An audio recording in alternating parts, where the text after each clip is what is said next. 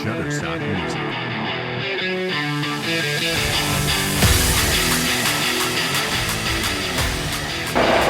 Welcome. Today I'm going to show you how to use the hip abduction machine. Real quick before I get into it, I do want to clarify the difference between adduction and abduction. So if you're talking about your hips or if you're talking about your arms or whatever it may be, just know that the difference between adduction and abduction is you're either taking those limbs apart or bringing them together. So on this one, this is a hip abduction machine. So what that means is that my hips are going to be separating, meaning I'm going to be using the outside of my hips and my glutes, okay? So go ahead and follow with me if you can, but the majority of these machines are basically the same regardless of what model of machine or what gym you're actually working out at. So it should be pretty same. So once you get in, go ahead and get in safely just by swinging both legs over the machines. Notice that the pads are going to be outside your knees. What that means is that yes, you're going to push through your knees, but not push through your feet. So you don't want to be separating with your feet, separate it with your knees, okay? So go ahead, pick up whatever weight you'd like, okay? Now, there are two versions to be able to do this. It's either tier 1 or tier 2. Tier 2 is a little bit more effective and it's harder, meaning you're not going to be able to do as much weight. But let's show you the first tier first, okay? So go ahead and sit flat back. As you're sliding flat back, all you have to do is separate, hold for 1 second or so, come together, and remember not to come all the way together. Remember, for any of these stationary machines or strength machines, whenever you start the motion, it will lift the weight stack up. Be sure to not put it down or touch it until you're actually done. Okay, so let me do a couple of these. Okay, all the way out, hold for a second, and come back.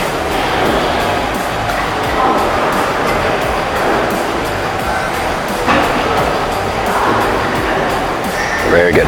Now, remember, doing this machine and the next machine, adduction machine, most people get very self-conscious about this because, especially for guys or maybe girls, they don't want to show that they're separating their legs in the gym, especially when there's people available to see, like in the line of sight. So all I want you to keep in mind is that these workouts are for you and to work out your muscles. This shouldn't be, this workout's not for anybody else, right? So don't look at anybody else. Trust me, nobody's actually looking at you, and if they are, they're jealous, okay? So you'll be fine, okay? So let's finish this last set.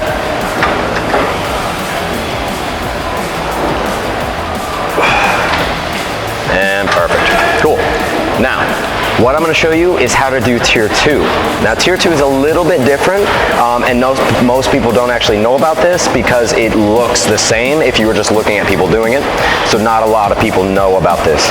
So what I'm going to do is I'm going to slide up the back just so that my legs or my butt isn't touching the seat, and also move my hips forward so that my lower back isn't touching the seat. You see this?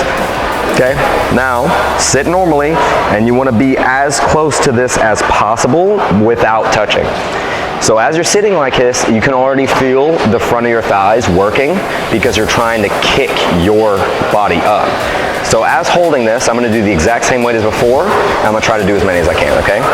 So while holding it, don't touch the seat, and yet do the exact same thing.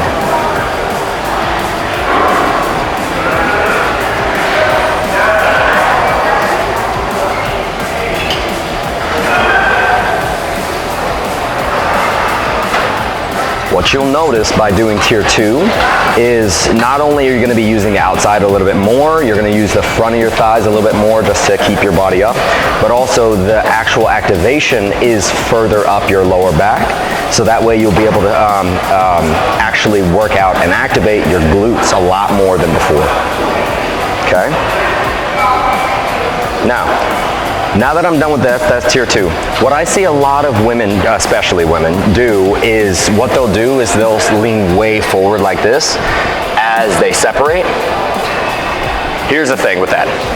So I'm not saying that's an ineffective version of the exercise. I just want to make sure that you actually know the anatomy behind the glute muscle, okay? So what this exercise is for is to work the outside of the hips and the glutes, maybe up to the lower back. If you are leaning forward like this, you're basically pre-stretching the glutes so that when you do this, you're gonna work the glutes only.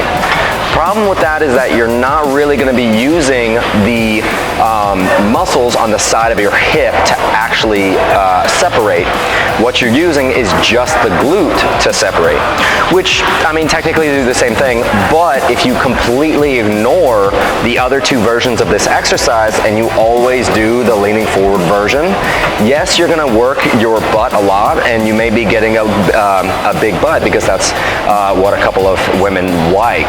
But the problem with that is that you're not actually getting stronger in the motion and planes that we're trying to get stronger at, okay?